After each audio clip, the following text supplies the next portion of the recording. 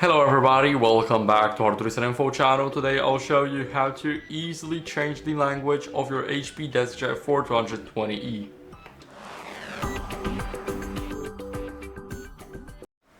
So here we are in the main menu of the HP Smart app. Now here, click on the DeskJet. Now scroll a bit down until you guys see the printer information and scroll a bit down until you guys see preferences options here. So here we have the language. Now we will be able to change it on the side. So let me show you guys real quick. Let's go over to advanced. Here go to advanced settings. And here let's go to settings, preferences, and here printer language settings. So here we need to log in with PIN. So let me quickly pause the video, and the PIN you guys can find it in the cartridge where you fill the ink.